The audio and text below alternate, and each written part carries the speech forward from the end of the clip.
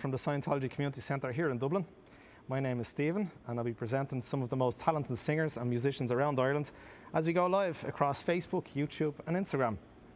Along with their incredible performances, you'll hear personal insights and backstories into their music and careers as we get up close and personal. So if you're up for a sing-along and a bit of crack, then you're in good company. The only thing we ask is for your online support, which means sharing, liking, commenting, tagging friends. And our first guest tonight is an award-winning actor making his debut as a singer. He's lived in South Africa, working alongside Ron Howard and Pierre Morel, playing the lead role of Broad in the TV series The Clan of the Cave Bear. Here in Ireland, he's better known for his performance as Paulie in RTÉ's Love Hate and Ciarán Holloway in Fair City, for which he won a Gossie's Best Actor award. He's also remembered for his show-stopping performance as Gino Wilds in Copper Jacks the Musical in 2018, for which he then returns to the role the following year at the Olympic Theatre to very high acclaim. He was a recent finalist at RTÉ's Dancing with the Stars, and for the past 3 years has been reader at the Words on the Street Literary Festival. Ladies and gentlemen, will you please welcome Mr. Johnny Ward. Johnny, how are you doing? Great to have you here. Good, good. Yeah, good.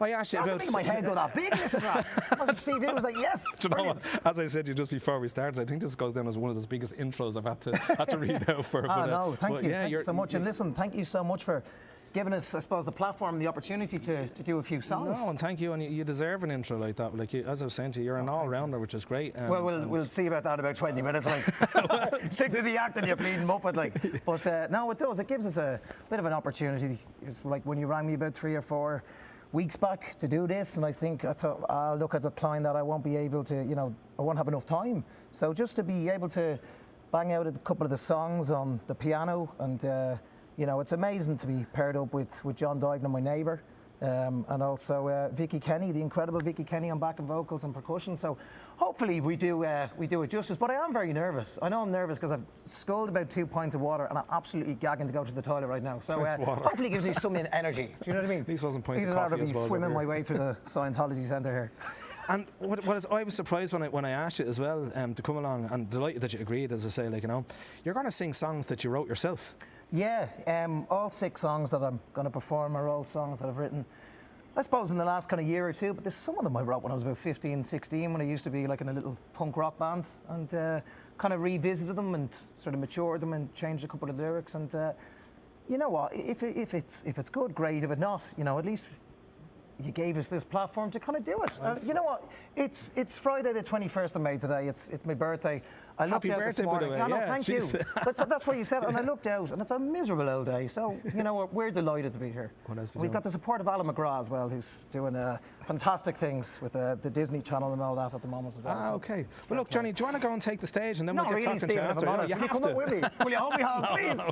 Go on, off Thanks, you go. Stephen. Folks, we're going to have Johnny now, and Vicky and John, and I'm really looking forward to this. I've seen the rehearsals that Johnny's done, or the 3 of them have done, and you're in for a treat. So I'm going to hand you over to Johnny now. He's going to take the stage and make it his own. 2-2. So this is a song called It's Always Been You, and I hope you enjoy it. And 1, 2, 3.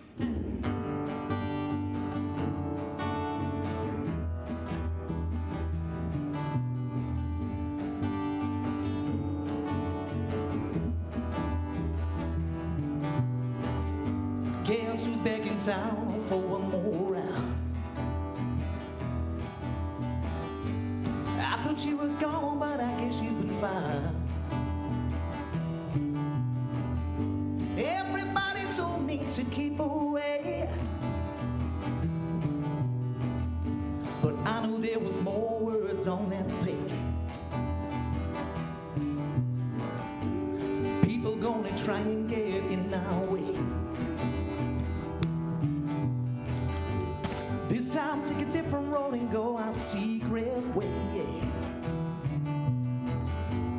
On our way we'll pick up lost treasured memories. We can find a place where we can lie side by side. And then I hear you whispering softly to me, hello my love, open those eyes, 'cause now I'm gonna think of you. Sometimes it's gonna take a little longer. You know they're gonna find out the truth. Tell the trees to grow again and stay there till the sky turns blue. After everything you've got to still remember. After all this time, it's always been a you.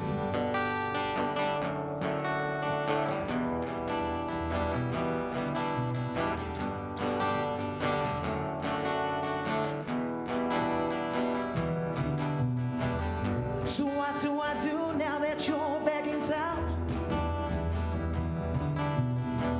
And my eyes are open now that you're around. Still everybody tells me I should keep away, but I know that there's more words on that page, but I won't read them. I wait until I hear them from you. Hello, my love, open those eyes, 'cause now I'm gonna think of you. Sometimes it's gonna take a little longer. You know they're gonna find out the truth. Tell the trees to grow again and stay there till the sky turns blue. After everything you got to still remember. After all this time, it's always been you. What am I to do here just to face in the crowd? What am I to say when everybody's around? After all this time, I think my sanity's found. I just gotta believe it. Hello, my love, open those eyes, 'cause now I'm gonna think of you. Sometimes it's gonna take a little longer. You know they're gonna find out the truth. And tell the trees to grow again and stay there till the sky turns blue. After everything you got to still remember. After all this time, it's always been a you. Hello, my love, open those eyes, 'cause now I'm gonna think of you. Sometimes it's gonna take a little longer. You know they're gonna find out the truth.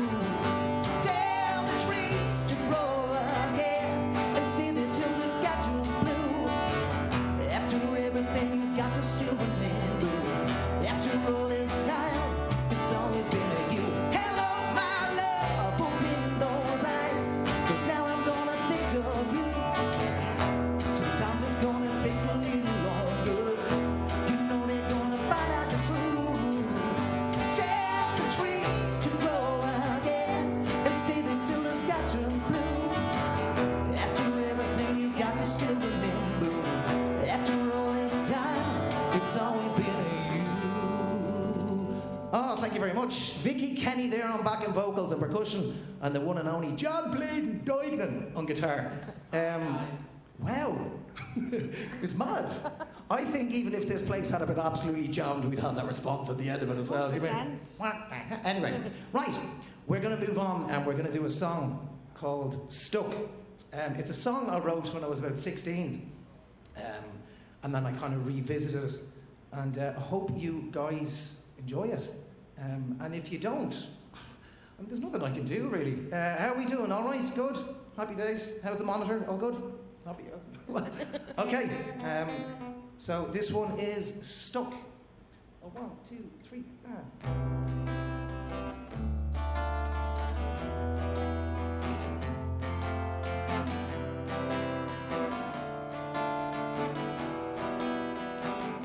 We'll turn away from the door, leave your feet on this floor. I can tell that this is just what we both want, and there is no need to fear, 'cause there is no one else near.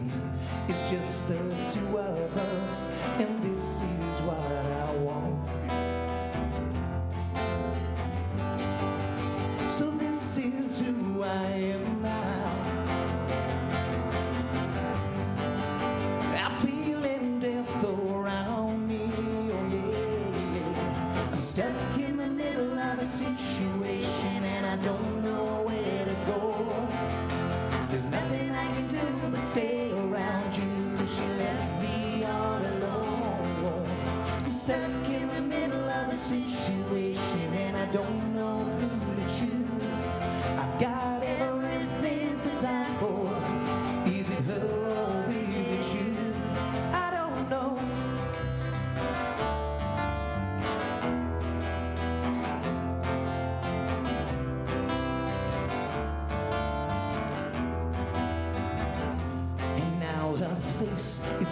my mind. It never goes, it never hides. These thoughts are killing me forever more and more. There is nothing I can do, 'cause there is she and there is you. And my feelings, they won't stop, and I'm looking for the cure. So tell me, this is who I am. I'm feeling death around me, oh yeah. I'm stuck in the middle of a situation, and I don't know where to go. There's nothing I can do but stay around you, 'cause you left me all alone. I'm stuck in the middle of a situation, and I don't know who to choose. I've got everything to die for. Is it her or is it you? I don't know.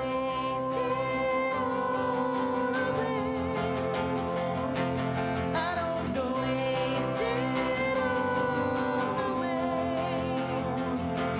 I don't know.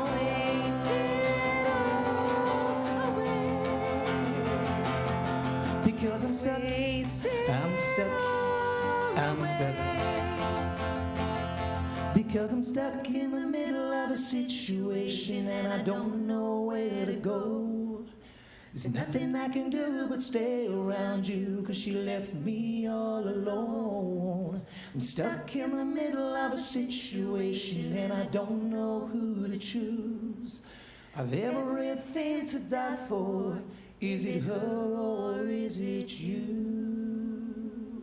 Thank you. So that was Stuck, and moving on to our next one. Vicky, I'm just going to have a little sip of water. Do you want to say anything? No, that's okay. Isn't he doing great? Happy birthday, Johnny. Yeah. Johnny. So if anyone's on Facebook Live and they're like, he's bleeding brutal, remember it's my birthday. Be nice. You happy enough, John? I got stuck on that one. You were saying I was brutal earlier on. But it's absolutely brilliant. Stephen approached me about... sounds dodgy, that, doesn't it? He did. Stephen approached me about 4 weeks ago, and I've come on here live to talk about it now. I'm sorry. Yeah. But he did, and he rang me there, said I was looking at his gigs, and I saw some of the talent that he had, and he asked me to be on it. And I think originally I declined. There was someone who was not free to do it. Then I saw John Duignan walking, and said, you wouldn't do it. And then I rang Vicky. And guys, I just want to say I appreciate both of you doing this. It's an honour. Thank you for having us. Yeah. Okay, so this next one is called Break Free. 1, 2, 3, and...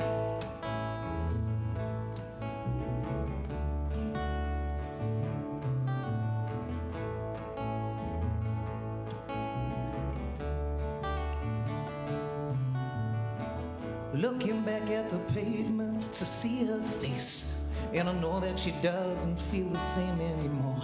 All my friends have gradually faded away. They're going down that road they haven't been before.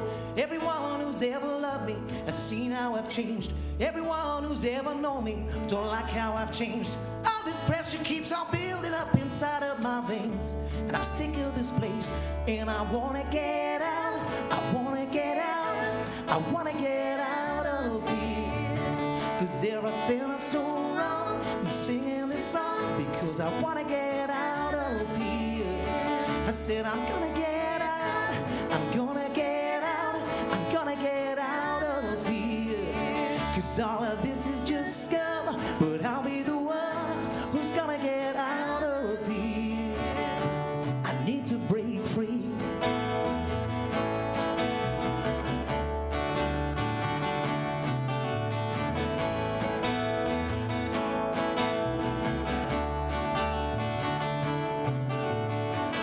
Like I'm lost with no oxygen or little space. Feels like I'm never meant a marathon, I just can't pick up the pace. All my personal achievements keep on going down the drain. I've got one more shot and to prove it, I'ma sing this once again. Everyone who's ever loved me will see how I've changed. Everyone who's ever known me don't like how I've changed. All this pressure keeps on building up inside of my veins, and I'm sick of this place, and I wanna get out.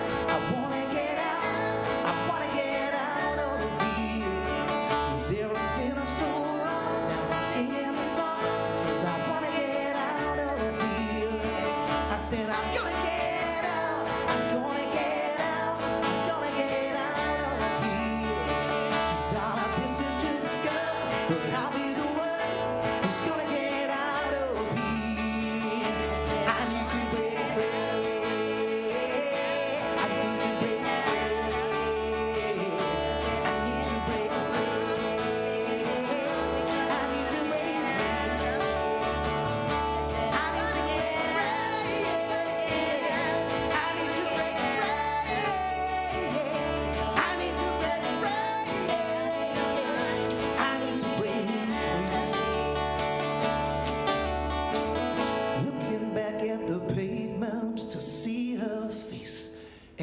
know she doesn't feel the same anymore.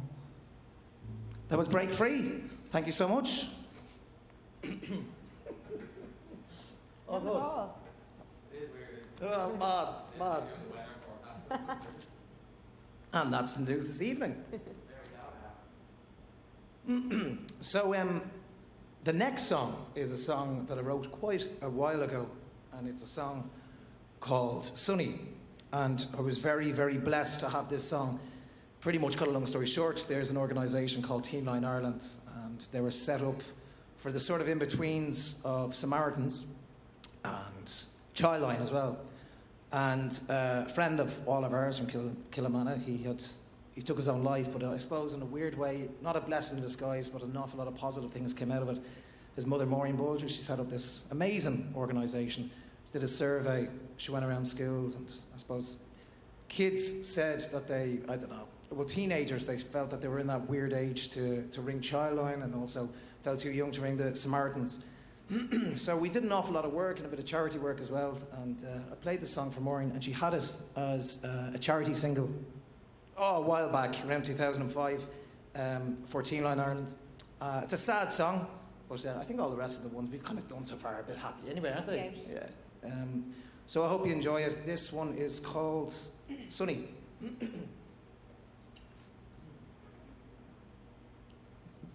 All good? Yeah.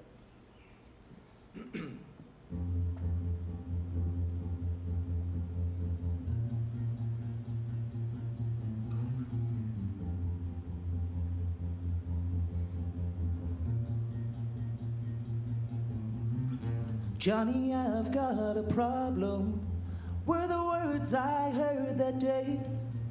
There's a certain fish that's taking my mind again.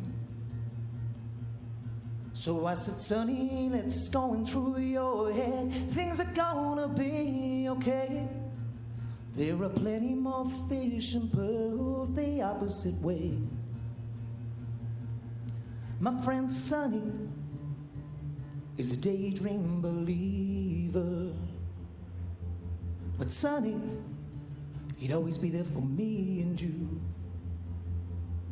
He was so happy till happiness faded away.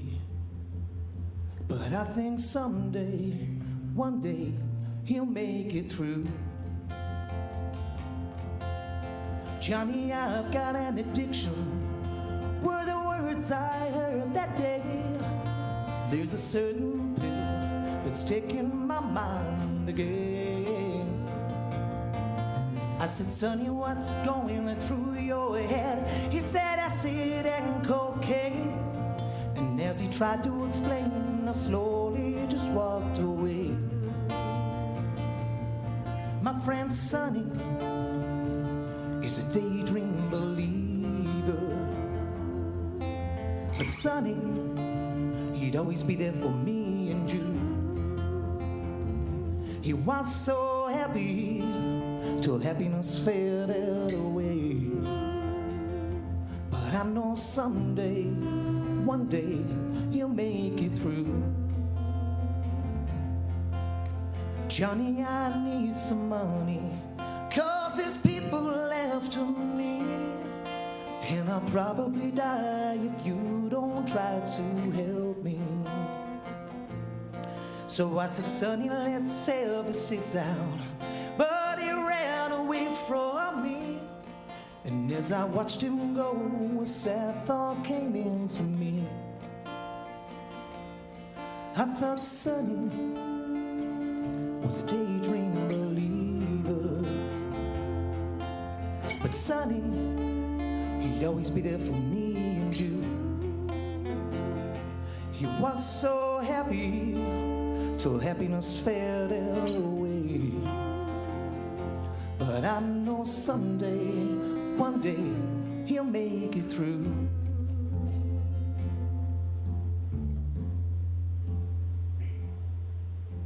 Johnny, I've got a problem, Sonny's mother said today, and she held my hand as she watched them lower him away. And in the middle of the graveyard, the people watched him go away, and we all listened to the words that the priest had to say. The priest said Sonny was a daydream believer, but Sonny, he'd always be there for me and you. And he was so happy till happiness faded away. And it's such a shame that Sonny never made it through. He said it's such a shame that Sonny never made it through. The priest said it's such a shame poor old Sonny never made it through. Thank you very much. Okay, well that is us done on the guitar parts. John, thank you so much. And Vicky, well, you're not just done yet, are you? No. No, she's going to do a... Woman's work is never done. I'm going to play the piano and Vicky's going to do a bit of a tap dance on top of it. Now she's going to do a bit of backing vocals. So we're going to go over to the piano now and do another two of my songs. Thank you if you're still having a look. The first one is called Dreaming in Heaven. So we'll see you now.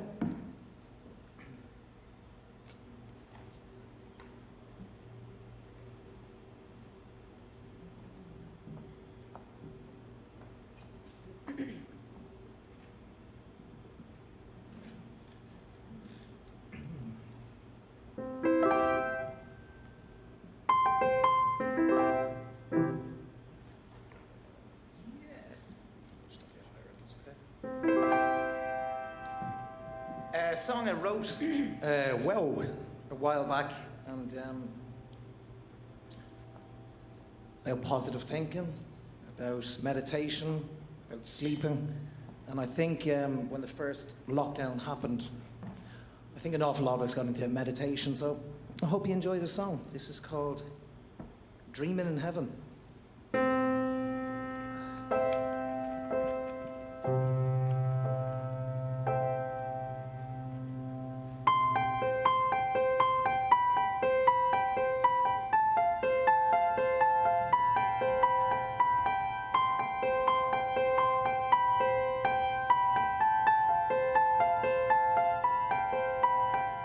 I'm lying in bed with these thoughts in my head, and you are beside me and you're sleeping.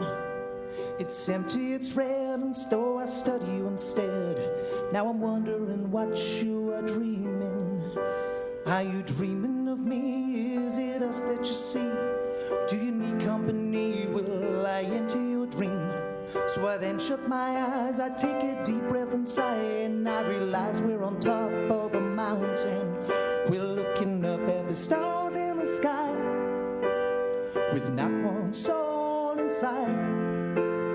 The stars are shining bright, and I'm with you. We're looking up at the stars in the sky, with not one soul inside. The stars are shining bright, I'm with you. Through the green fields we walk, through the twilight we talk about the way that we feel for one another. Even though it's at night, you seem to light up my life, and to you I know there's no other. So then we fly off the land, and we hold each other's hands, and we fly right up to cloud number 7, where we stay side by side, where we watch the world collide. Is it me or are we dreaming in heaven? We're looking up at the stars in the sky, with not one soul inside. The stars are shining bright, and I'm with you. We're looking up at the stars in the sky, with not one soul inside. The stars are shining bright, and I'm with you. I'm with you. Then there's a sudden pain when we finally wake, and we're back to this life again. Life is hard sometimes, but just you close your eyes, you can visit this place again. It's where the angels go and where the waterfall flows to a place that's safe to live. tonight with the love of your life, and I'll meet you in paradise. I'll meet you in paradise. We'll be dreaming in paradise.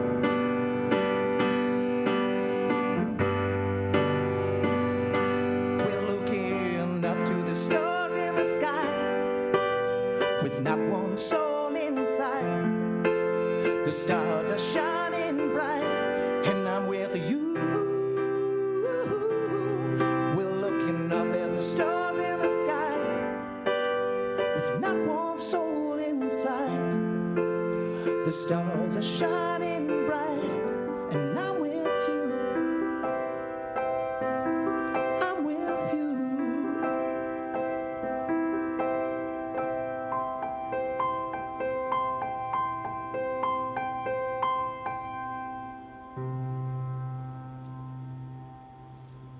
Thank you very much. That was Dreaming in Heaven, and unfortunately, guys, we've come to the last one. This is a song that I wrote, and thankfully, the Stephen Leeson Show and everyone here, all the production team, have been amazing in sharing this online. And thank you so much, everyone who's been involved with this gig, everyone here in the Scientology Centre in Tala, and also all the production team. Really, really appreciate it. This is a song called Ideal World. We're going to finish this. Vicky, you ready? I'm ready. I hope you enjoy it.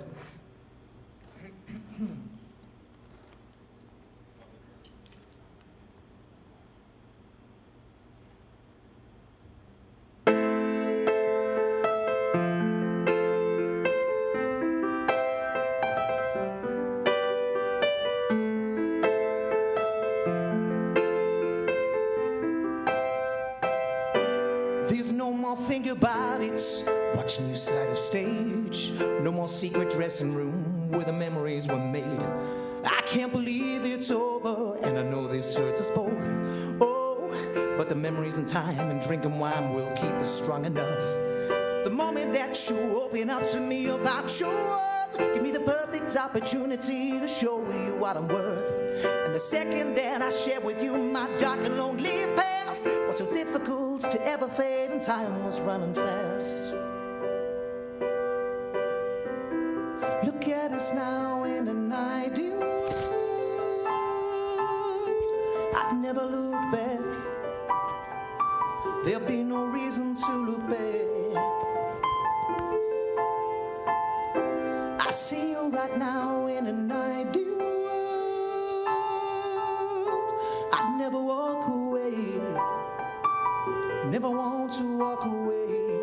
I'm in an ideal world with you.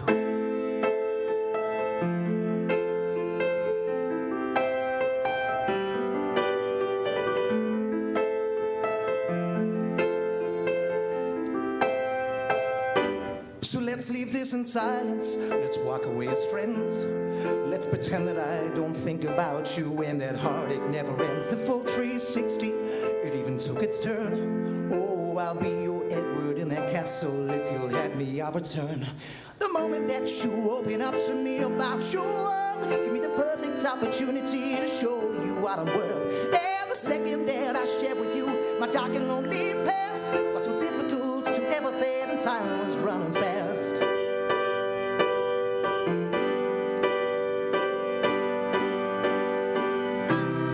Look at us now in an ideal world. I'd never look back. There'd be no reason to look back. I see you right now in this ideal world. I'd never walk away. Never want to walk away. I'm in this ideal world with you.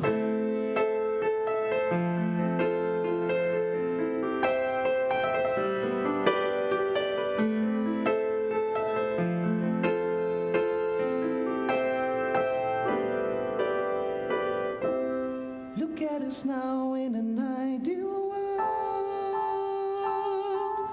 I'd never look back. There'd be no reason to look back. And I see you right now in this ideal world. I'd never walk away, never want to walk away. Yeah. Look at us now in an ideal world. I'd never look back, there'll be no reason to look back. Right now in this ideal world, I never walk away, never want to walk away. I'm in this ideal world with you. I'm in this ideal world with you.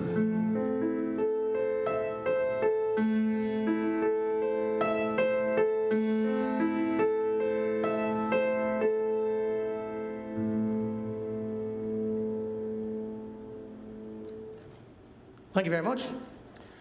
What about it, folks? That's Johnny Ward. And the headline of the Irish Mirror was that he was launching his music career tonight. That's my second time hearing Johnny perform that particular song even. He was here recording it during the week, but tonight was completely live. What a performance. Absolutely loved it. And I'm going to ask Johnny to come over to me now, and we'll get stuck into an interview and find out a little bit more about these songs, where they came from, who he wrote them about, and what's going on, Johnny. You tell me. How are we? Good. Oh, Yeah. it was nerve-wracking. How did you find it? It was good though. It came across really well. I was actually front row seats just over there. Brilliant, man. You probably couldn't see me Thank for the you lights. so much. Yeah. No, it was great. Look, number one, it was great to be back on the stage again. You know, Yeah. this place is really, really special. And yeah, look, like I said, it was just great to be given a platform and an opportunity to do some of my own songs. The backing you had was just superb as well. Like, you know, which? the backing that you You had. said the with barking. I was like, oh, what? No, the backing. They're already giving it their best. Listen, look, I can't thank the lads enough. And it's literally, do you know what? With John and Vicky, they've only met each other for the first time today. That's unbelievable as well, Vicky's from well, she's living down in Cavan, so for the last 2 weeks, since restrictions eased, we've been just going up and down to Cavan, or she's been coming up from Dublin, and John is living out in Stillorgan. So it was brilliant, and I'm just, you know what, I'm really happy with how it went. So Cool, happy no, it days. was super. Come here, can I dig a little bit deeper about like your own background? Because I've met your sister Susan before. That's right. We were talking about earlier in the other interview with the Dublin Army thing that we did. But is music and entertaining, I suppose, because you're such an all-rounder, is that all in the family? Or has it been? I think it was just something, you know, my father, John Ward, he was a music teacher, and I think there was something that there was music going on in the house non-stop. Every half hour the doorbell would go. So I suppose it really affected me, you know, mentally and personally, was when my father passed, and then the music all stopped. So there was no music. And I suppose myself and my mom, we used to play a couple of like songs in the background, but it wasn't the same as live. Just hearing someone being taught the guitar or the piano, or, you know, he was an all-rounder teaching bass, keyboard, piano, the bass, or the banjo. And I think just over the lockdown, I was looking around at all these instruments, seeing guitars and basses and piano as well. I just thought, oh, why not? It'd be nice to, you know, just to, I suppose, team up with someone or write a couple of songs. So, you know. How do you find remembering the lyrics of songs you wrote? And I just say that being a songwriter myself as well, like, you know, sometimes I'd write a song and then like I'd learn it, and obviously you have to learn your own songs, which is kind of strange, like, you know. Did you have to go back over learning the songs just even for tonight, like, you know, or they just No, they in your were head? there. I 'Cause think some you get a people, picture and it's easy. It's like learning a script or something. They always say once you actually imagine a picture or something that's Stories. there. And, look, I say that. I messed about 3 or 4 of the songs there anyway. So we like, wouldn't you know the difference. Yeah. Well, No, I don't believe you. No, there's a few little lyrics there. I was like, oh, I have to sing it twice. But no, just great to revisit it. For the last God knows how many years, I've just been, you know, you open up a drawer and you see these lyrics that you've written about when you were about 15 or 16. So it was great to revisit and to get really, you know, top-notch professional musicians involved in it as well, which is great. Tell us a little bit about Love Hate. How did that happen? Because I seen you myself in your first time, before I even knew you actually, that you were on that, like, you know. It was 2010, and I got down for the last 2 to be a character in the first season. It didn't go my way, and I kind of had a bit of, you know, sour grapes about it, because it started getting really, you know, it was the Monday morning everyone was talking about Love Hate. It wasn't a football. Everyone spoke about Love Hate. Yeah. And people were saying, would you not go down being love-hate, you'd be very good and all, you know. And I was like, I've auditioned, but they won't have me. And then I think I auditioned for the season 3 or something like that, and again, it didn't go my way. And then season 5 was happening, and my agent rang me and just said, I think you really need to be seen for this part. This guy is, you know, he's half Irish, half Spanish. He's got, he drives motorbikes. So get in there. And I did, and I really, it was something that I really wanted, because I suppose the last time everyone spoke about something that was Irish, that was on, you know, you look at something like Mrs. Brown's Boys, yeah, it's Irish, but the BBC took it over. Same as Father Ted, it was Irish, but, you know, RTE, I don't think they gave them anything for it. They can't, show priests being, you know, depicted in that way or whatever. So Channel 4 made $1 million out of it. So it's the first time I think RTE really took a risk with something. And it was amazing. It was brilliant. So, yeah, look, I went down and I've been told a lot in the last 5, the last 2, and thankfully this time it went my way. And it was amazing. I remember going in and meeting the likes of Tom Vaughan Lawler and Charlie Murphy and Peter Coonan and Lawrence Kinlan. And I suppose I just felt out of everyone there, you know, they had built up Love Hate to be everything that it was. They're the reason it's famous. They're the reason it's successful. And I was just, I was so anxious, because I was the new kid on the block, the only one pretty much new. He was the new character in season 5. I just didn't want to let the side down. But absolutely unbelievable experience. Pressure, I've never been a part of something where it was like Ireland in the World Cup, the whole country, you know, on a Sunday, even in the local, the pubs, will you shut up? And they wouldn't serve alcohol when it was on, and all the place they turn on the lights and you could hear a pin drop. That's how much people really loved it. And the phone started ringing for you after Love Hate. Is that what you told me before? Like, yeah, well, I mean, you know, more opportunities came and stuff, and then after that there was a project called The Clan of the Cave where, and if I'm honest, I didn't read the script. I went in. I was like, yeah, look, that'd be fine. I did about 5 or 6 lines, and then the casting director rang and they went, listen, they really like you. I was like, oh, what is it? It was like, this is a thing about Neanderthals. And I was like, what? It was like, yeah, they really like the way you didn't go in and be like a Neanderthal or whatever. It's like, right, I really need to read the script. And then she said, will you do a conference call? I said, yeah, absolutely. It's with Fox TV. I was like, oh, Jesus, right. And she goes, Ron Howard is on it as well. And I went, what? Ron Howard from Happy Days. And I've literally just finished watching Rush, one of the films, and The Grinch, of course, and Apollo 13. The stuff he's done is endless. And then Pierre Morel, who directed Taken with Liam Neeson, he was directing it. And then Linda Wolverton was on it as well. Linda Wolverton wrote and created The Lion King. So I'm just like, what? But it was the most incredible summer of my life. Shirley McKenna, another Irish actor, and Aidan McCardle were in it. And they put something like $32 million into this pilot, and it never took off. The whole thing was a complete and utter waste of time, I suppose. But like you say, builds you stronger for the next role. Entertainment. And, it was great. Yeah. This is another thing for yourself. Like, you haven't really done singing as in solo or with the band as well. No, not so at all. it's something different as well. Definitely. Can I ask you about Fair City? Am I right? Did you have 6 different roles in Fair City? Yeah. I read. Yeah. What happened there? 2003, and there was a two-liner looking for whiskey behind the bar. I was like, yeah, go for that. Yeah, you have that. Brilliant. One day on set, absolutely bricking it. Up all night doing a Robert De Niro looking. Sorry, have you got whiskey in the mirror non-stop? Have you got whiskey? And then the second time was, who did I play? I played a band member. They needed a band. Played one of my original songs. Myself, my sister, and a drummer. We got together and they had us in that. Then the third one was a guy called Brainer, who was a bully. And then the fourth one was Kurt Whelan, a guy who played for, eventually getting trials for Man United, went over there for about 1.5 years.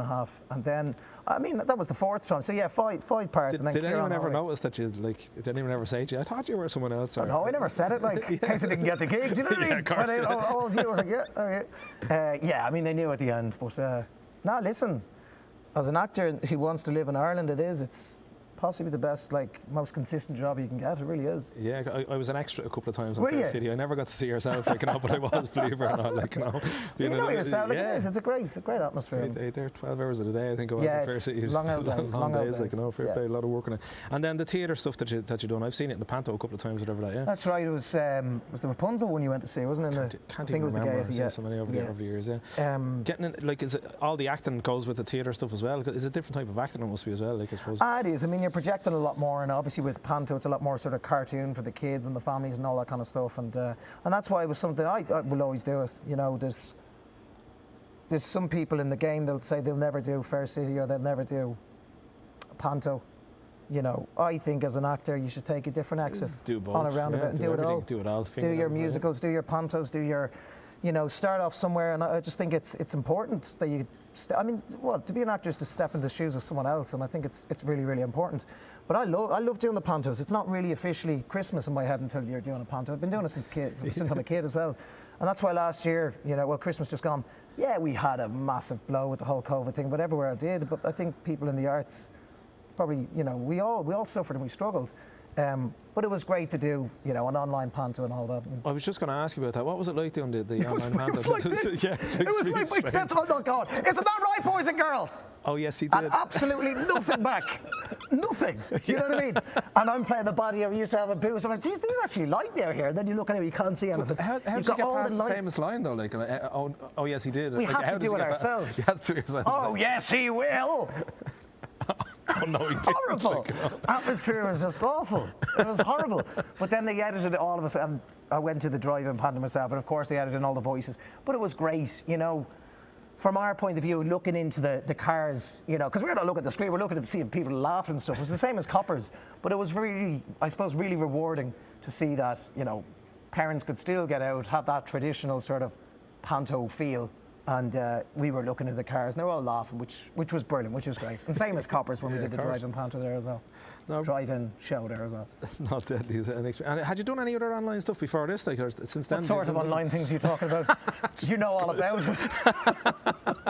Well, I wasn't expecting that. The virtual things that people have been doing, like, you know, playing music, like, I know just your 6 songs, whatever. I don't know, like that. So this is the first since the panto last year, like, the entertainment. Yeah, I think at the start, like, you know, teaching and stuff, doing a bit of teaching online as well. That's right, you said that, yeah. A few songs, loads of podcasts. Right. And it seems to be the same sort of interview over and over again because I wasn't really doing anything. But loads of podcasts and loads of just doing online songs with people for different charities and stuff like that, and a couple of swing songs as well. But I think more so than anything, it was just kind of, there was a part of all of us go, we'll get through this and we'll come up with a plan B. And then I think people just got fed up with it and they just can't wait for everything to go back of course. to normal, you know. Can I ask you about, because I see some of the things you're posting all the time. You're obviously posting your fitness and stuff like that. So fair play to keeping in shape. But what about the shopping thing that I seen you? Even did you sing a song about going shopping in Lidl to collect the mat for your living at home with your mother when you're 34 today, 34 years of age. And I think it's a real Irish thing. If your mother asks you to do something, it's like, oh, it doesn't matter. This was a mat, it was about £7 down in Lidl. And she went, you wouldn't get down and get us this mat, would you? I said, yeah, of course I will. I went in and I said, listen, they don't have that mat. And she went, all right, never mind. She went upstairs and went, oh, that's going to hit with me now. Hold on a second. I went up to Tala. They didn't have it. So, okay. I went up to, I went to Blanchardstown, went to Tyrrelltown, went to so many places. And then I just lost it and she just wasn't happy. So then I just, I don't know. Just goes to show I've been really doing not much when I'm like struggling writing songs about getting a mat from Lidl. But she got her bleeding mat in the end. And someone from, a lovely guy from Lidl on Instagram said, listen, I have one left here for you. You're joking, yeah, but like it's you get a few messages. I think I even messaged. I'll meet you in the back room. You can have it in the back room. And I was like, Jesus, this mat. I don't know. But we got it in the end. No, I had to laugh at myself as well, like, you know, all the stories. Yeah, I was there. No. You were right. It was a song or something like that. No carpet, no cry, or something like that. Yeah. How did the launching your music career come about with this? It was the Mirror, wasn't it? You did an interview last week. It's funny. Listen, Stephen, you rang about. I rang you about something. I can't remember what it was. Oh, that's right. You messaged me about something. I think it was about that online gig that we did.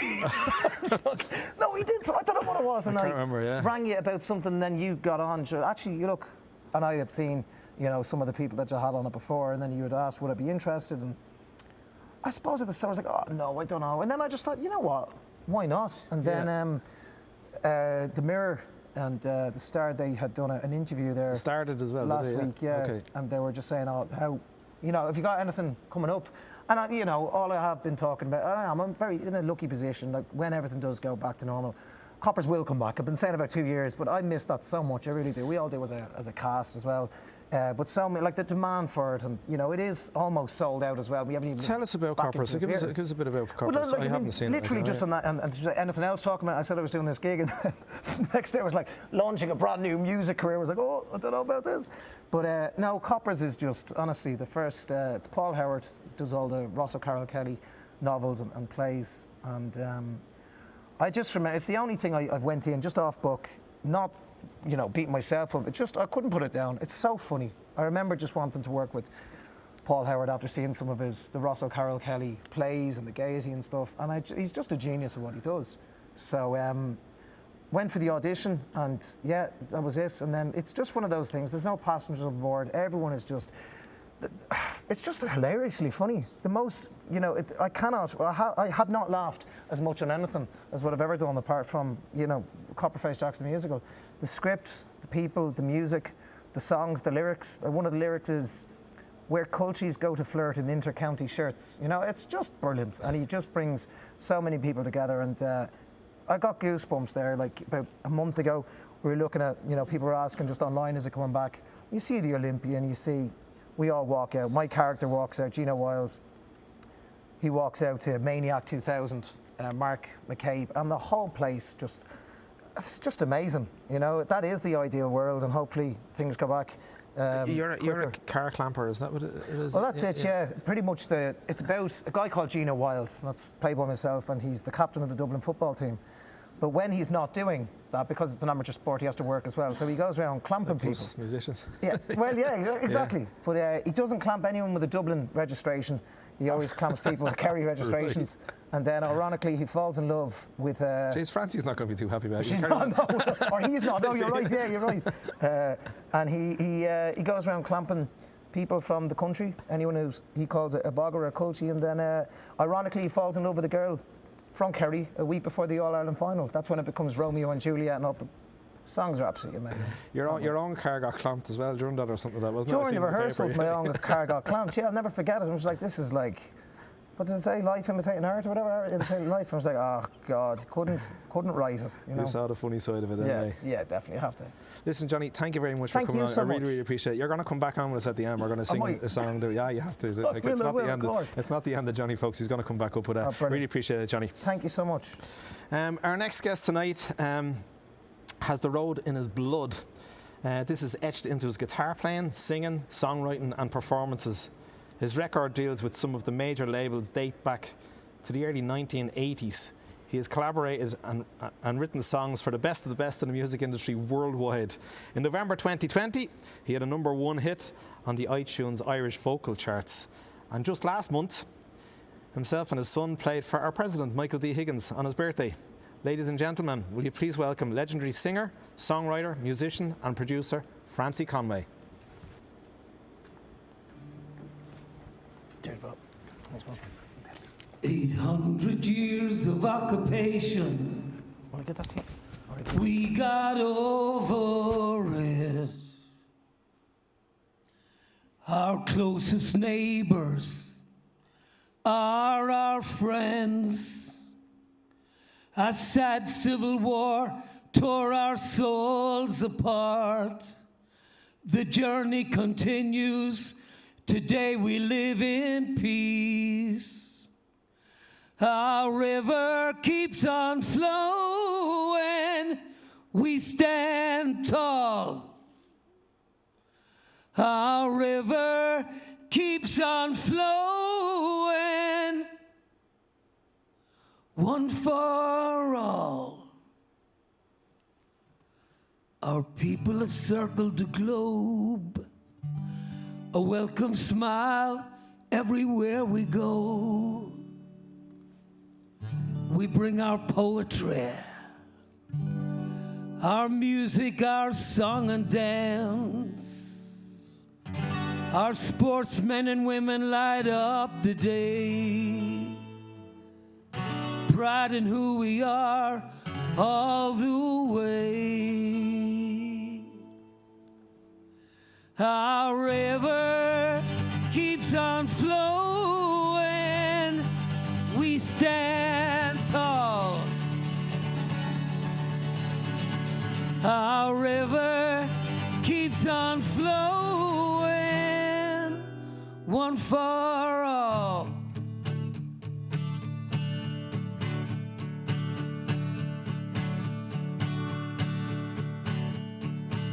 Our gathering welcomes you today. Let's celebrate our culture, our heritage, our island ways. We are a proud people, yes we are. We are a strong nation, yes we are.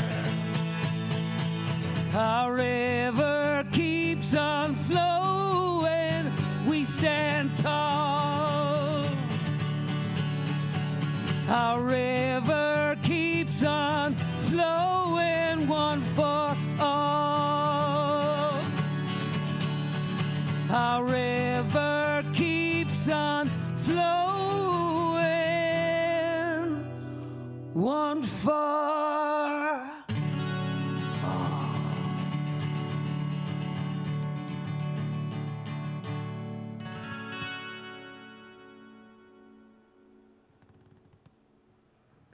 Good evening.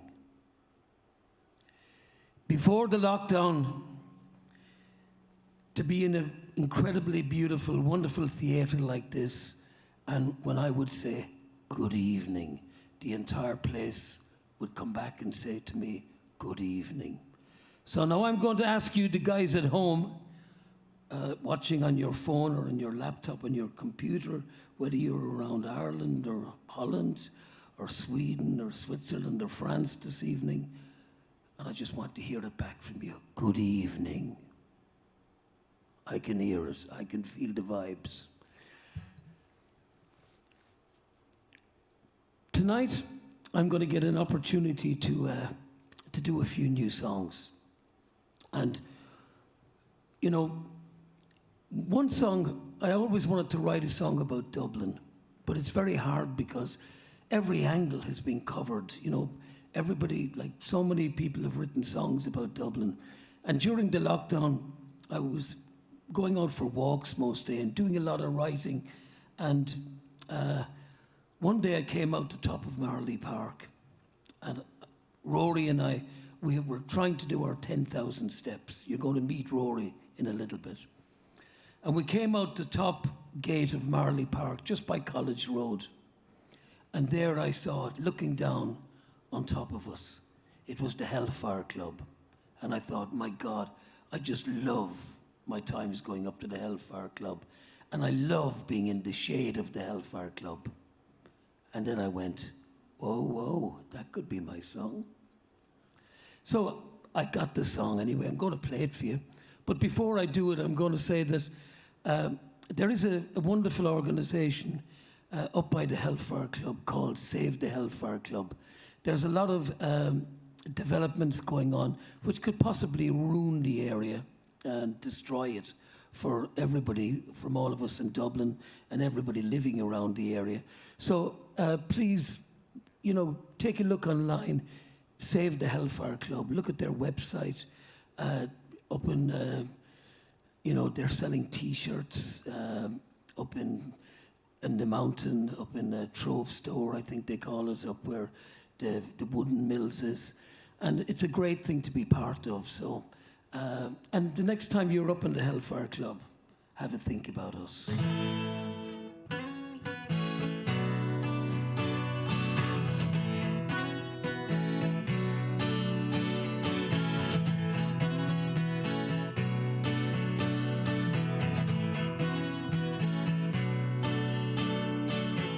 We got a light shining all around us, a new path to guide us on our way, with a new breeze gently blowing.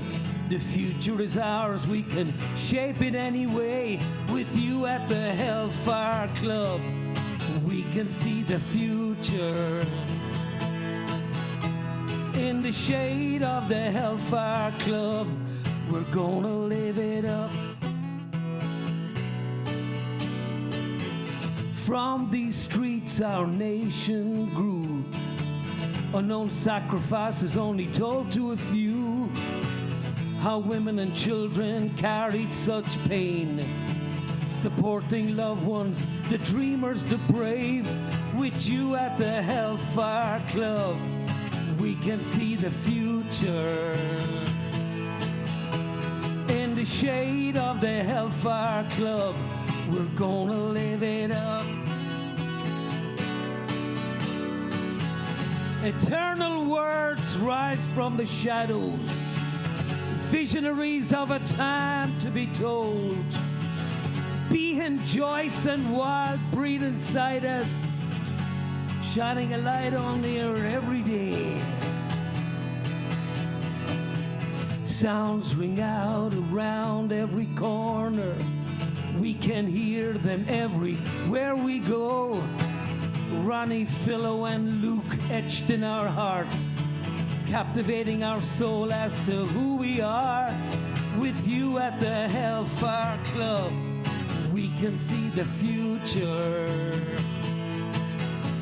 In the shade of the Hellfire Club, we're gonna live it up. From here we can all see so clearly, a vision from the old to the new. What we thought was so important now fades with the morning dew. With you at the Hellfire Club, we can see the future. In the shade of the Hellfire Club, we're gonna live it up. Gonna live it up. Gonna live it up. In Dublin's fair city, where the girls are so pretty, I first set my eyes on sweet Molly Malone. Gonna live it up. Gonna live it up. Gonna live it up. Gonna live it up.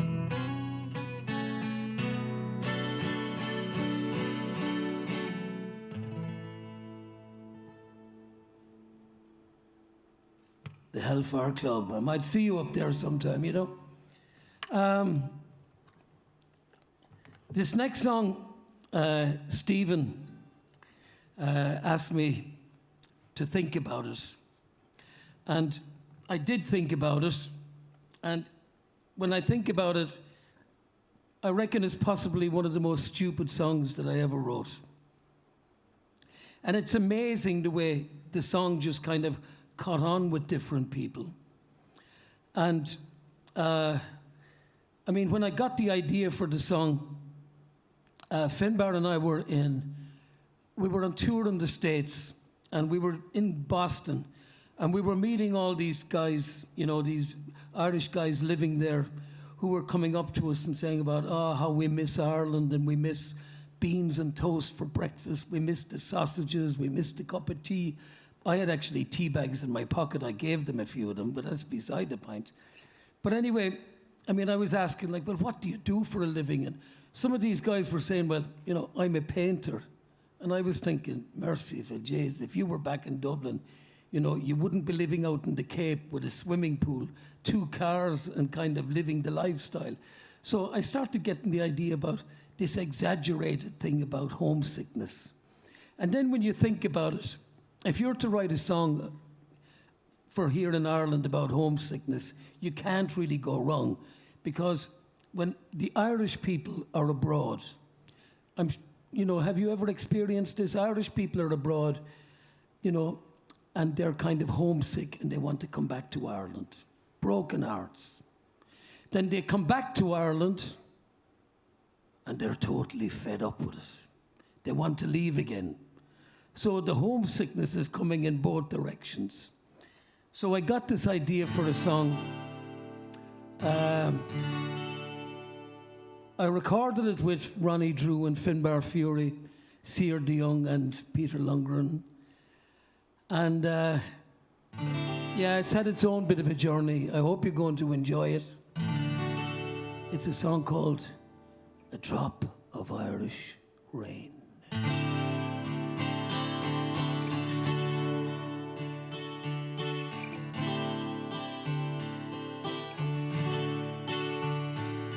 But what I wouldn't give for a drop of Irish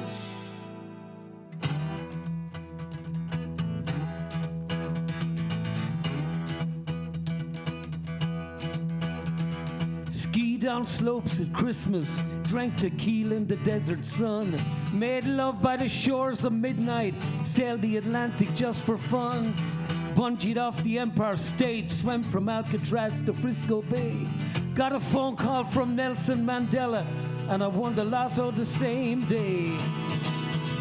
But what I wouldn't give for a drop of Irish rain. But what I wouldn't do for a drop of Irish rain.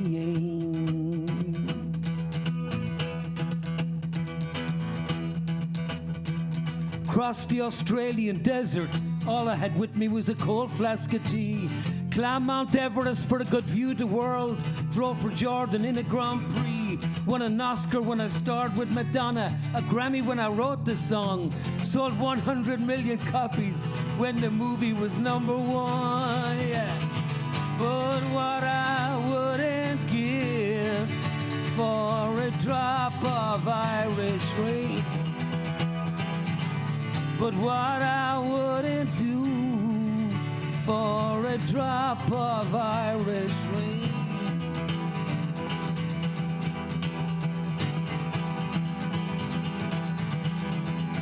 You know it was raining on all my birthdays. It was raining the day I left school. It was raining the night I got my first kiss. It was raining when I met you. It was raining the day we got married. It was raining on our honeymoon. It was raining when all my kids were born. And I guess it's raining there now too. Will you sing it home with me? But what I wouldn't give for a drop of Irish rain. But what I wouldn't do, let me hear you sing, for a drop of Irish rain.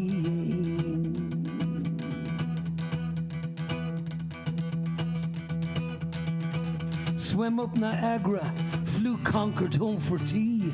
I guess I'm always homesick, whether there or here. But what I wouldn't give for a drop of Irish rain.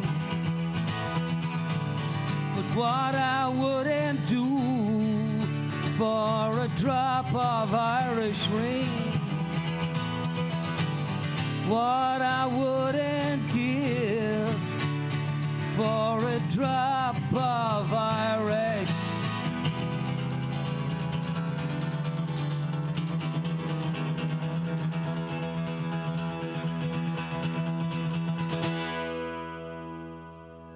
rain.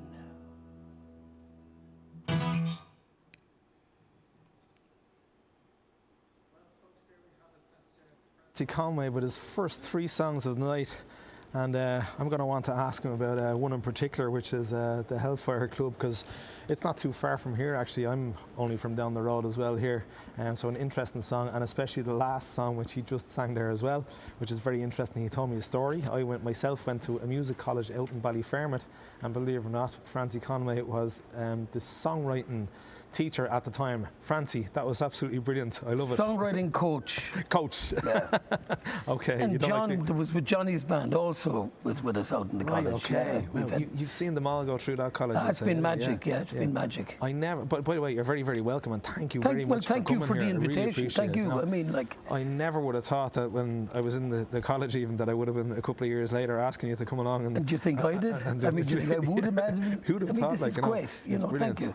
Can you tell me a little bit of history, especially about the Hellfire Club song? Because I don't think I've heard any song written about the Hellfire Club. No, it's kind of like a hidden gem. It's just kind of a hidden gem. Excuse the pun. That's the title of the new album. Oh, jeez. Very good. He's good. I probably got it from wherever you got him from. He's good. Yeah, it could be a hidden gem. I've read it already. Yeah. No, but it's like I was trying to think of a song about Dublin. Pete St. John wrote some wonderful songs. There's been so many songs.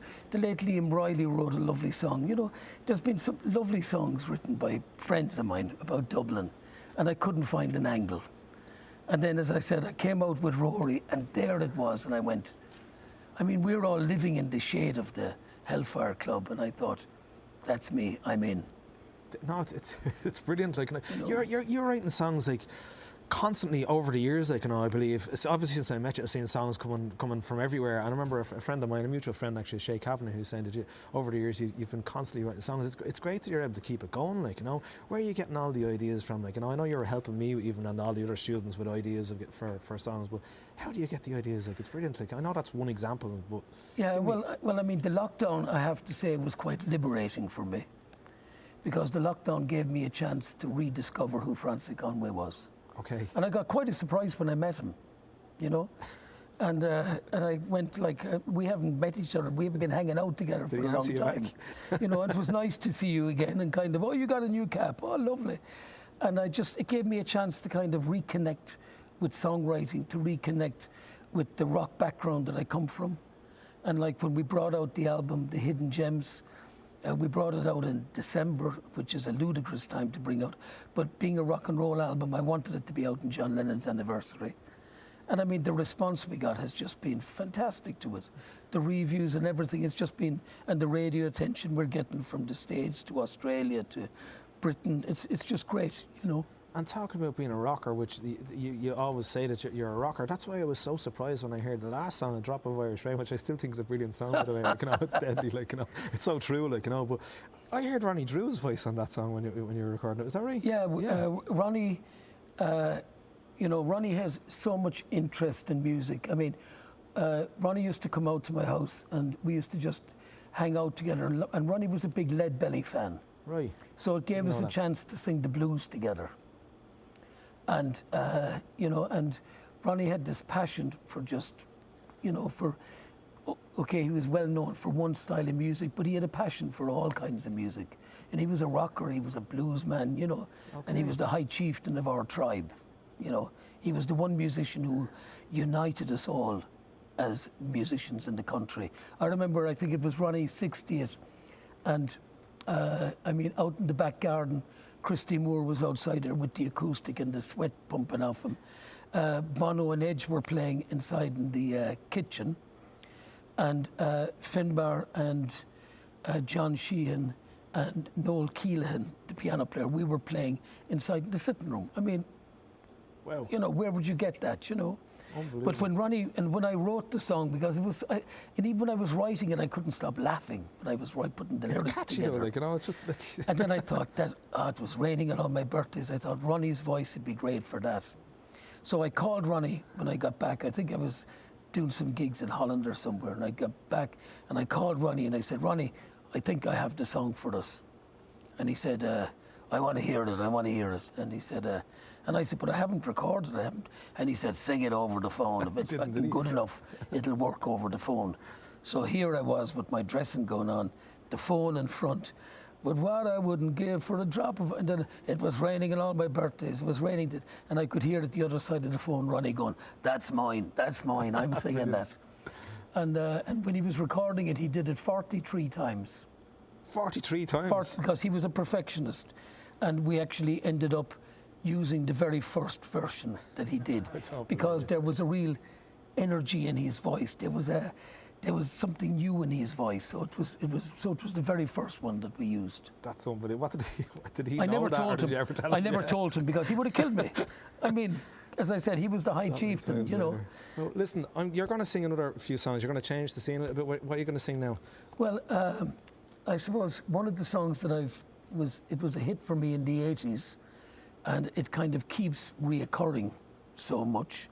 I there was two songs that kind of in the 80s. There was To the Edge of Time that was huge all over Europe. And then we released One Night in Amsterdam. And it was one of these songs that stayed around. And I was just thinking, again, I got a request to do it tonight. But I've never done it in the piano, so I'm going to have a shot at it in the piano, if that's okay. Absolutely. Because I thought when Johnny was playing, the piano sounded fab. So if I can use it, it would be great. You know? Do you want to go set yourself up and then we'll come back and get stuck into more of an interview and find out a little bit more about you, yeah? Okay. You go set yourself up then. So there you have it, folks. That is Francie Conway. He's an absolute legend in Irish music. And as I said, I've had, as he says, coaching in songwriting. And so many people that I know have passed through the college getting all their information, and I could name so many. I couldn't even name them on my two hands. Like, you know, the amount of people that have passed through and got advice off Francie. I still have the diary even that he gave me with all the tips on songwriting and everything. He has hundreds, probably thousands of songs, and I'm looking forward to this song that he's going to sing for us on the piano, and I hope you are too. Folks, I do say every week, if you're just watching from your phone or something like that, don't be afraid to plug it in and listen on the earphones, because you get a far better sound. I'm going to hand you over to Mr. Francie Conway.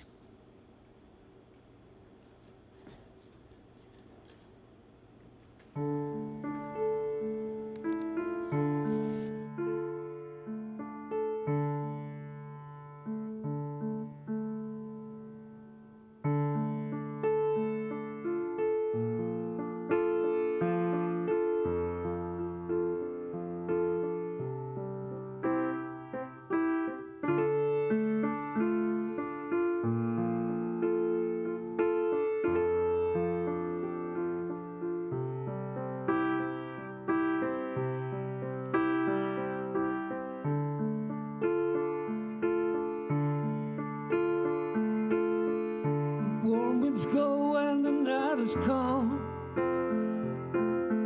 The streets are crowded when the lights go on.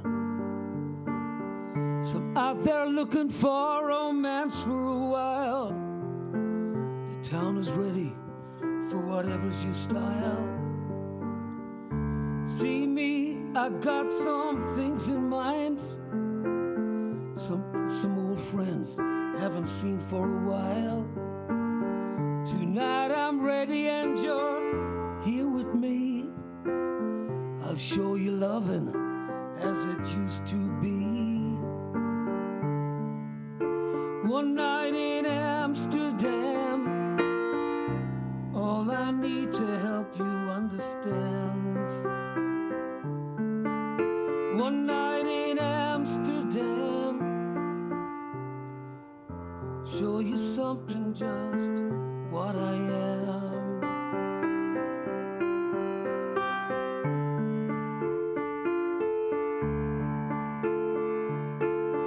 No wasted passion, no hunger for love. The stars to tell me this must be love. The streets I walk always sing a song. The town's for you and me and everyone.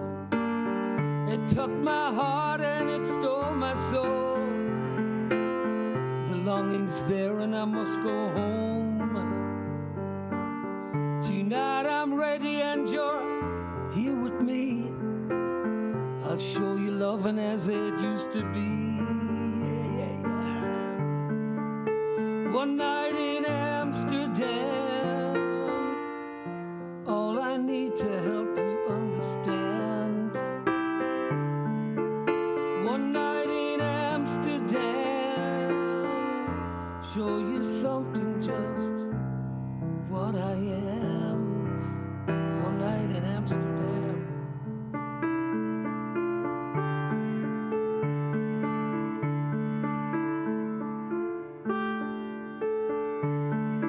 I lost an old friend, such a friend of mine. Grieves my heart when I think on the time. The town was ours and it soon will be. Your memory's here for the world to see, and I say, one night in Amsterdam, all I need to help you understand. One night in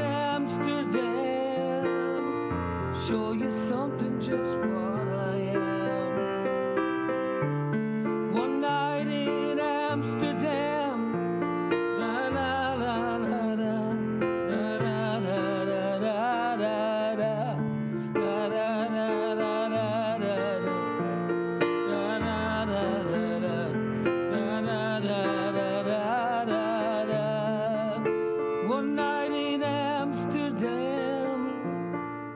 Show you something just what I am.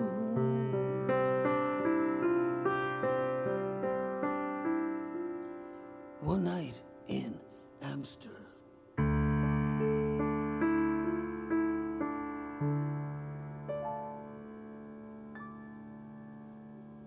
Amsterdam.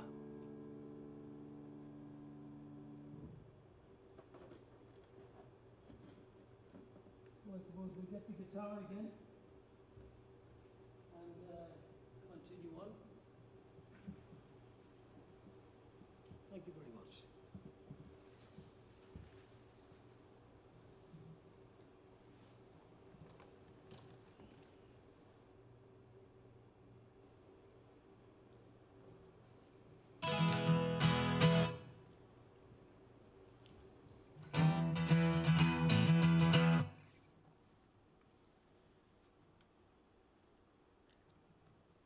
Maybe you haven't noticed, but I'm playing a 12-string guitar tonight.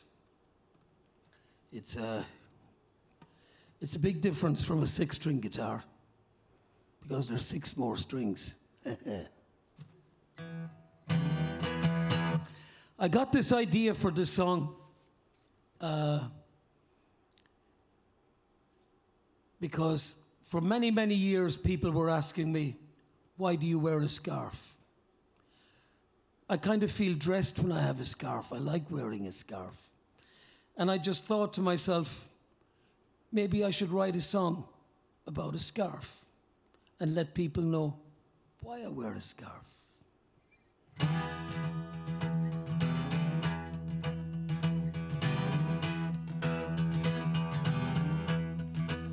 I wear a scarf for dove dole dove.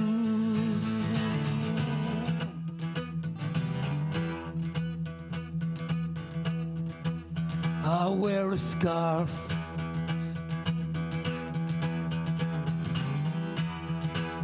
I wear a scarf.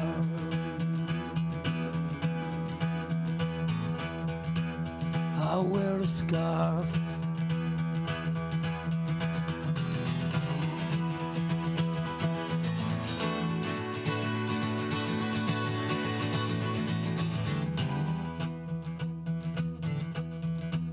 I wear a scarf as a symbol of hope for illusion and downhearted against hate, racism, war, and greed. Let's wear a scarf as a symbol of hope. Let's wear a scarf. I wear a scarf for all those who have suffered, living within the darkness of a trapped mind, whose lives are smothered by oppression and can't see the light. Let's wear a scarf as a symbol of hope. Let's wear a scarf as a symbol of hope. Let's wear a scarf.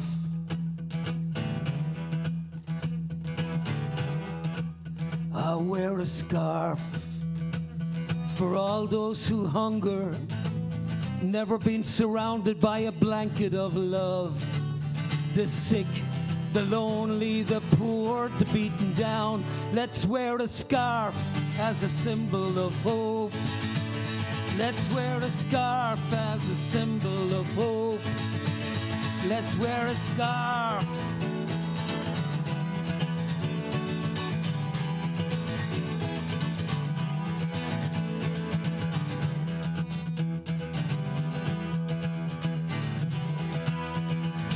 I wear a scarf that once belonged to someone special, full of memories with a scent of love.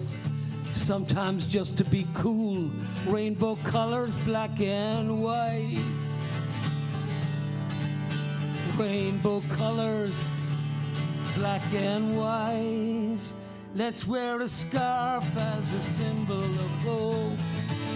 Let's wear a scarf as a symbol of hope.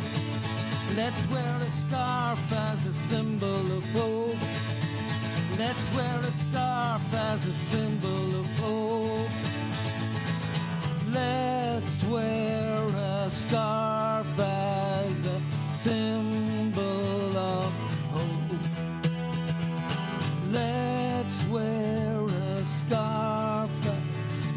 a symbol of home.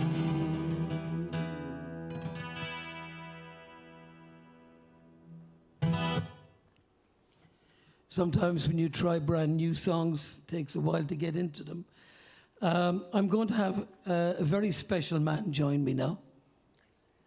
And when the lockdown started and I started writing a few songs and putting them out, the first one I did was with a Pete St. John lyric. And I asked Rory to come in the video with me so Pete could basically see Rory and see that he's doing good. And suddenly, the song started to go all over the place. Then I wrote another song and I brought Rory in again. And Rory's confidence has just grown and grown. And all the gang in Enable Ireland, in Rialto and Crumlin and all over the country have been so incredibly supportive. And how many videos have we done, Rory? About 28, I think, something like that. Have you enjoyed it? Yeah. Of course you have. You're now a singer, aren't you? Total. And the song we're going to do together, we got an invitation from Hot Press to know would we do the chorus of this song for our president, Michael D. Higgins. And that was a great honour. And we're going to have a go at it now. This is a song called It's Happy Birthday. I'm going to play this especially for Robbie, who's celebrating his birthday today. Where is Robbie? He's over there somewhere. He's here somewhere. And I think the chorus kind of would be appropriate for Love, Hate and for the character in Fair City, I think. You know, dodged a few bullets in my life and all that kind of stuff. I mean, that's the fella, Rory, who would have been doing it. Do you know what I mean? We write songs about it. He got to experience it, you know.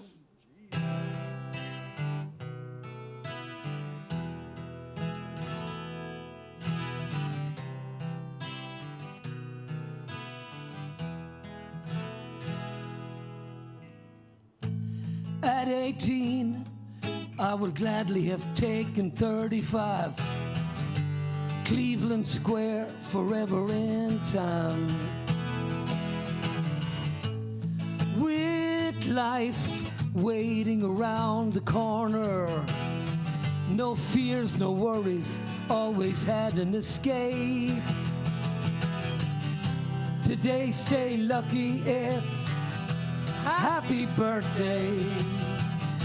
Another year rolls on by. Guess you dodged a few bullets in your time. A few close shaves, well, you know, Robbie, that's life. Today, stay lucky, it's happy birthday, happy birthday. At 35, we would gladly have taken 55. Who could imagine being around that long? With a lot more attitude than ever before. Less likely to suffer fools, stay around too long. Today, stay lucky, it's happy birthday. Another year rolls on by. Guess you dodged a few bullets in your time. A few close shaves, you know, well, that's life.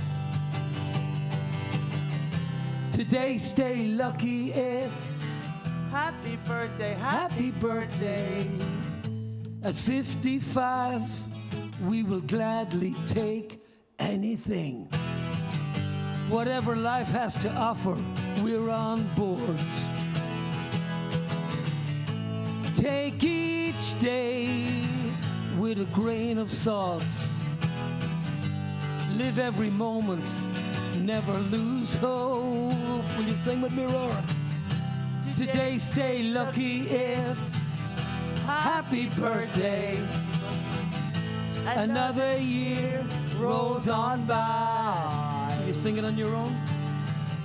Guess you dodged a few bullets in your time. A few close shaves, you know. That's life. Today, stay lucky. It's happy birthday, happy birthday. Happy birthday. Happy birthday. Whoa. What about it, folks? There we go. We have Rory and Francie, and as they said, only sang for our president, Michael D. Higgins, about, I think it was 3 weeks ago. So I'm going to call Francie back over here to have to get stuck into more of an interview with you. Don't go anywhere, by the way, as well, because we do have, he was singing Happy Birthday this time for Johnny Ward, and we're going to have Johnny Ward back on with Vicky and John as well. So keep with us. How are you doing, Francie? Good. That was brilliant. Well, I mean, the start of the scarf song, I mean, I think I should have said, I wear a scarf as a symbol of hope, you know. And we were wondering at the start, I was wondering when we were talking about the scarf, because we didn't want to clip the mic on it or whatever like that, and you were saying, exactly. like, you know, I'm leaving the scarf on. And I was, yeah, but I mean, yeah. you know, I mean, the whole idea of the song is that we wear a scarf as a symbol of hope against hate, racism, war and greed. Let's wear a scarf as a symbol of hope. And here, you're not wearing a scarf, so I brought you a present, man. Did you? There you go. That'll go with your thank black you very shirt. much. Watch this, look. Huh? Could have got me crowned. Super. No, you can wear a scarf. It'll keep me warm under these lights. I'll just make sure my mic is all right there. Yeah. It'll keep me warm under these lights. I tell you that much. I had to get down a couple of times. Suits him all right, doesn't it, guys? Does it look okay? Yeah. Yeah, it looks great, man. Thanks for it. Francie, tell me about the Happy Birthday song, though. Like, you know, you got invited by Hot Press. How did that happen, even? The song's gone viral or something like that. Yeah, because what happened was that, as I said, when I was writing songs during the lockdown, I was putting tasks under myself to kind of, and I mean, again, to write a song about Dublin is a crazy idea. To write a song, a birthday song, I was just coming up to my birthday, and I thought that's a ludicrous thing to do because, I mean, you know, you have the great Happy Birthday song written by those sisters, and then you have the Stevie Wonder Happy Birthday song and the Beatles Happy, but that's about it. There's nothing else. And then I kept looking, can I find some way in, you know? And the more I thought about it, the more I started to get into the song about dodging bullets and, you know, and all this kind of having a different look at the birthday. It's entertaining, the lyrics themselves, to give you the And then when we put it out on my birthday, there was a fabulous response to it. And then it was, somebody's birthday was coming up, and I just thought, you know, we'll just do the chorus. Today, stay lucky, it's happy birthday. We'll just do the chorus for them for their birthday. And then there was a really response to that. Yeah. So then I thought, you know what? This lockdown is only going to last maybe another 3 or 4 weeks. Did you say that last year? That was last June. Yeah. So I thought, I'll start sending it to anybody who's on my Facebook for happy birthday. But then people started sending it on to other people for wishing them happy birthday. Yeah. And then it was knocked off the internet because they thought it was an ad. So then we filmed it again, put it out. Then we filmed it again and put it out. They thought it was an ad. Because it was getting that much attention. And then, so we would just sing it again. Rory and I and Mona would film and off we go. And so it's like I'm stopping in June because like I can't keep just putting it out. Do you know what I mean? Yeah. But it was a cracker of a thing to find. And then randomly I got a phone call from Niall Stokes from Hot Press to know would we do for the song for our president Michael D. Higgins. Listen, yeah, I'd say that was the And experience. we were really honoured. I mean, really honoured. I'd say Rory was absolutely delighted as well. Like, You know, well, yeah. I think for me, the biggest thing was actually the day after the president's birthday was on a Sunday, and the day after Enable Ireland had a big meeting. And at the middle of the meeting, they stopped the meeting to congratulate Rory on singing Happy Birthday, representing Enable Ireland for the president of the country. And to me, that was the highlight, to be honest with you. Absolutely, I think, you know, yeah. to me, that's the highlight. No, I'd say so. Can I go back, like, years back, because I was just looking at your website, and the band Clutch. Was that one of the first bands you played with? Or? Yeah, it was the very first band when I was a kid, yeah. And we were the first band in Kerry playing original material. Right, in Kerry. You know. And were you doing a bit of busking or something like that at the time as well? No, that was later. That was later, okay, yeah. I was still in school and actually on the Hidden Gems there's one track because we ended up being invited to RTE in black and white. I think we were only 16. There's a song called Swamp Band Blues, which is on the as a bonus track on the new album on the Hidden Gems. So you re-recorded it again? No, we took the actual recording. Oh, so it kind of showed like the band was good. And, yeah. You know, and I mean... 16? You were 16 years old? 16, yeah. I mean, but remember, songwriting, like now everybody's kind of knows people who've written songs. Do you know what I mean? You know, your family, your parents would know people who've written songs. I mean, you think about it, when I think I was 12 when I went to the youth club in Tralee, and the first band I saw was Skid Row, and it was Gary Moore, The Brush, and Noel Bridgman, and Gary and Noel, Lord and mercy on them. And then every second Wednesday, Thin Lizzy used to play, you know. And I can still remember so clearly one of the Wednesdays that Philip was standing there, and he said, "This is a song I wrote myself called Look What the Wind Just Blew In." And I remember my whole legs, everything went, oh my God, I'm actually in the same room in the youth club as a guy from Crumlin who wrote a song. I think it was just extraordinary. Wow. And that one night changed very much my life. And that's why in the Hellfire Club song, I'm delighted that I could get Ronnie, Philo and Luke's name in there as well. Do you know what I mean? Yeah, 100%. Like, you know, because, you know, that was the start for me, you know. I'm just thinking off the butt now, were you part of were you a judge for a singing competition down in Kerry or something like that? No, I was invited by IMRO to set up a weekend in tribute of the songwriter from Tralee called Christy Hennessy. That's I was thinking right back to Klaus, wasn't it? Yeah, Christy wrote some wonderful songs. He was a lovely, lovely man, is the only way to put it. He was, he had kindness in abundance, and he used to spend a lot of time with Rory, which, you know, put somebody very high in my estimation. Absolutely. Yeah. And when Imro asked me to do it, I said, we'll give it a shot. We'll see if we can come up with something. So they had an idea about a song competition, the Imro Christy Hennessy Song Contest.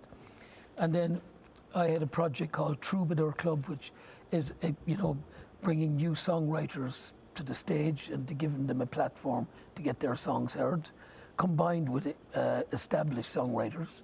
So then we went for putting Troubadour on the Friday and then the song contest on the Saturday. And then during the daytime on the Saturday, we would have loads of workshops for people to come and, experience, the craft of songwriting, about the music business, about production, about recording. Has that been going every year since Christy passed away? This year was supposed to be our 10th year. Of course, okay. But of course, the whole thing was pulled, So hopefully we'll be back next year for the 10th anniversary. Yeah. Can I ask you about, I remember you even telling me when I was in the college with you, your connection with the Zombies and that as well? Well, that's my home band, really. Right. Everybody has a home band, and the Zombies would be mine. From the time, I left, I was playing with Clutch. I went to Amsterdam 1977. It was like an eye-opening experience. I came back to live in Ireland. We had the band going for about a year and a half. And we got good attention, good national attention and stuff. And then the band just fizzled out. Well, the drummer went to live in America, and Brendan and Eamon, our hearts just weren't in it anymore. Yeah. And so I went back to live in Amsterdam. Okay. And then I went again busking. That's when I started busking. Did you write the Amsterdam song you were singing earlier? Did you write that while you were in Amsterdam? No, actually, that's one of the biggest shocks because I wrote the song actually in Ballyheigue in County Kerry. Oh. Nothing to do on a Sunday afternoon. My dad was listening to a football match, and I thought I wanted something to do, and I wrote basically one night in Amsterdam, the guts of it that day. Brilliant. First draft, as we call it, if you remember that. Yeah. Okay, fair enough, yeah. What about, you've done some recording and that in Switzerland. Did you live in Switzerland at some stage as well? I did, yeah. I mean, my connection in Switzerland was, my first album was recorded in Switzerland. Again, Chris White, the Zombies were involved. Right. And we The had... full album was recorded there, yeah? Yeah, it was recorded between Geneva, London, Bradford. The guys from Smokey were doing backing vocals, if you remember You're Smokey. joking, really, yeah. So they came in, they were recorded in Bradford. That was a great couple of days. And then we ended up going to Montreux in Switzerland, to Mountain Studio, which is Queen Studio, became famous as Queen Studio. And that's where we actually mixed the album there with David Richards. So I would my connections there, I got invited 2009 back with David again. So I was back to Queen Studio again, writing and recording there again. So it's kind of cool being the Irish connection with that band. You know? Did you live over there for long then when you were I lived in Geneva for a while, yeah. Right, okay, yeah. You know, different world from over here. I've been over there a good few times myself. Yeah, you know, yeah. Different place. But the 1996 Guinness promotion, you were part of that as well. Yeah, I fronted that, yeah. That was a fabulous promotion, yeah. How did that come about? What happened? I was in Stockholm and I met, I was doing a gig in a place in Stockholm and I met the head of Guinness there and I had interpreted a very famous Swedish song called Öppna landskap, Open Landscape. And the song had gotten, an Irishman doing a Swedish song, a different interpretation. It got a bit of attention. Right, okay. And Finbar... So you just translated, it was a Swedish song originally written and you translated the words, is that what you said? Yeah, I translated the words, but not direct translation. It was like, Mona, my wife, is Swedish, so she was telling me what the song was about. Okay. So I kind of reinterpreted, if I was writing with that kind of approach, what I would do. Okay.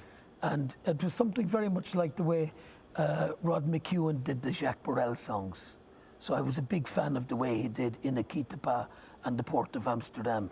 So I took that same approach of writing from the bigger picture of where he was coming from and then putting the words to it.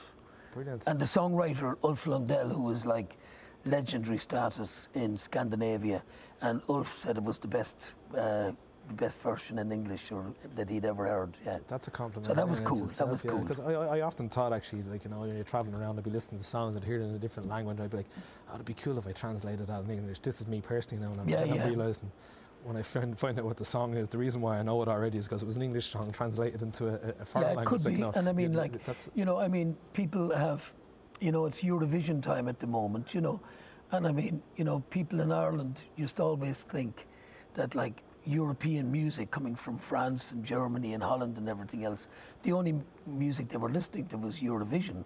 Yeah. But I mean, people in Europe were thinking the same about Ireland, of course, because they were only hearing what we were sending to Eurovision. Do you know what I mean? Except for the U2 and the Cranberries and bands that kind of, and like when I was a kid, I mean, the first ones into Europe, I mean, we did well in the mid 80s, but I mean, the only ones that were in there at that time was Gary Moore and Rory Gallagher. Wow. Okay. And U2 were just starting. Kind of, Paul was moving them around different places in the early 80s there. I've mentioned earlier, as you're saying, that you're a rocker, and that's. How did you end up with the Furies when I seen that? Like, when I seen the clips and that, I was telling you earlier actually from your website, I seen some great clips and posters and that. Like, the rocker ends up playing with the Furies and Finbar Fury and the Davy Arthur. Again, you see, it's like they say you should never play or meet your heroes. I ended up playing with most of mine. I mean, you consider it that, like, my favourite song growing up, one of my favourite songs of all time was Hold Your Head Up from Argent. Argent was the spin-off band from the Zombies. Yeah. So I ended up recording with all the guys from Argent. I ended up making records with them. I ended up writing songs with them. And so suddenly, and Tim Rennick from Pink Floyd joined us. So it was like, it was just kind of awesome. And this is all on the Hidden Gems album. But it was just kind of, and then when I was as a kid with Clutch, we'd met the Furies. This is before they became known around, and we were doing the Rose of Tralee Festival. So there was 2 nights we were together. We were playing first one night, and then the Furies came on, and then the next night the Furies were on, and we came on. But we ended up being great friends. The lads were a bit older than us, but we just kind of really clicked. And then we went busking together on the street the day after. You can imagine the crowds that were around. It was just magic. And then we didn't see each other for, I was in Holland, and I will never forget it. I was at the national station doing something, and the Furies were at the national station as well. And I was in the canteen with my tray, being very cool and groovy at the time, the leather jeans and all being the part a bit. And next thing I heard, woo, woo, look at your man, look at your man. And I looked behind me, and there was George and Paul, Finn, and Eddie, and they go, woo, look at him. The slagging I got. Absolutely. So, and then when I came back to live in Ireland, I got word that the Furies were wanted to record one of my songs, Somewhere in Heaven. Right. And that was a great honour, because I was a fan of the lads. I mean, I followed their career when I was living abroad. I didn't know that. I knew that they had success, they had great success here in Ireland. And I mean, I was following them, and, if people came over, they would bring over a vinyl to me or a cassette of the Furies kind of thing. Mm-hmm. And, they'd bring Irish music over with them for me to listen to. And then they said they were recording in Windmill Lane, and they invited me in to play with them. And I went in and played with them. Sure, I mean, the crack was mighty, and the record was good. And then I got a call a couple of weeks later saying that Davy was going out of the band to know would I go to Britain with them for 3 weeks. Was that where I seen a photograph of, I think it was Finbar playing golf, and you all had the heads That was down in the Australian part leg of the tour, yeah. We were in Australia at that stage, yeah. Well, you did some travelling. I mean, we had the most fantastic 2 years together, and pure debauchery and great gigs. Listen, Francie, I could probably sit here, and I genuinely could sit with you all night with the story, because you've played. It's phenomenal to me on the people that you've managed to collaborate and play and make different music and the amount of sounds. It's a privilege for me to be even here with you, and thank you very much. Can you just, before we're going to finish off with a song with the lads, with the whole gang of us together, just to finish off tonight for everybody, can you just tell where you can find hidden gems and that, like an hour, if you want to tell a little bit about hidden gems? Please come into my website, francieconway.com. Okay. Or see you maybe on Facebook or on Twitter or these kind of things. I'm not that fast with these ones, okay. But I will find you. Do you know what I mean? Yeah, I will find you. Right, Francie, do you want to make our way over? Yeah. I'm going to follow you over now. Folks, we're going to, again, this is a thing that we do every episode we've been doing. We're all getting together to sing a song with very, very little preparation. I told us, or we asked each other 2 days ago what song we were going to do and we could, but that's normally the way it happens. So there's very little rehearsal gone into it, other than just before the show starts we quickly go over the song. So I'm going to take this microphone off myself, and I'm going to go over and grab the guitar, and we're going to sing a song called Go Lassie Go. So just hold on a minute and give us a chance to get ready.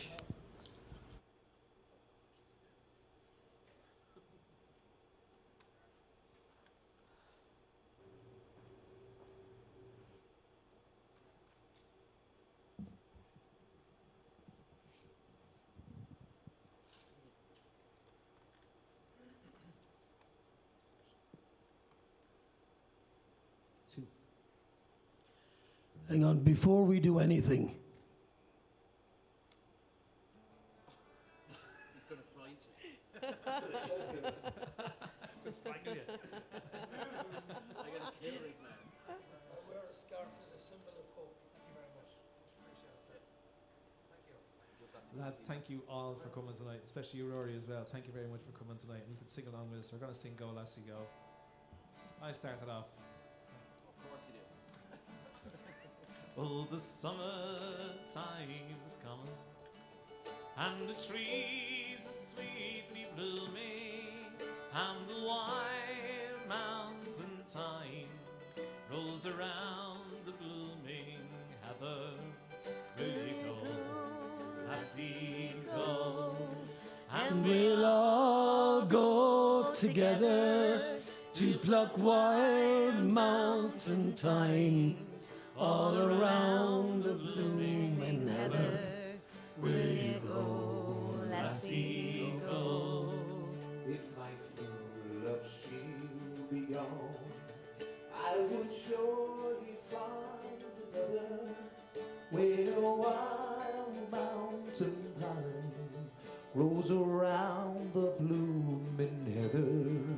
Will you go, lassie, go? And we'll all go together to pluck wild mountain thyme all around the blooming heather. Will you go, lassie, go?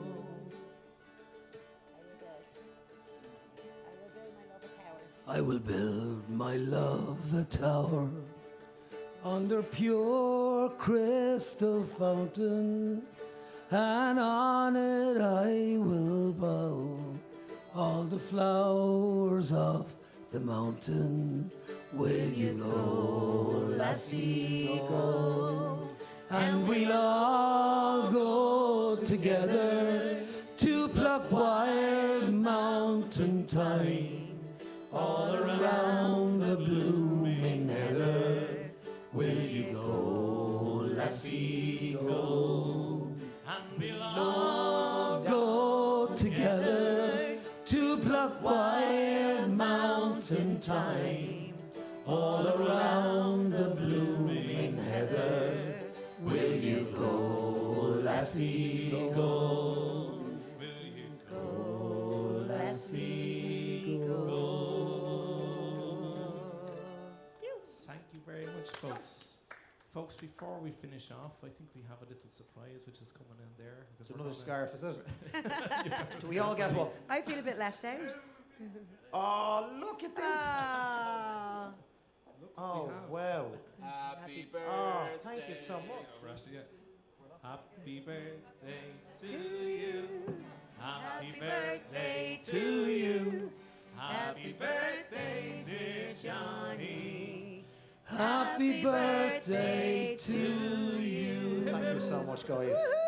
We couldn't light it because of COVID, so. That's all right. Folks, thank you very much for tuning in. Don't forget to tune in next week. Thank you all, each and every one of you. I really, really mean it. It's a pleasure to have you all and to be on the stage, which is myself. Next week, we will have the Dublin City Ramblers. So don't forget to tune in at 7 p.m. next week, same time, same place. Thank you very much. Good night. Thanks, Steve. Thank you, Stephen.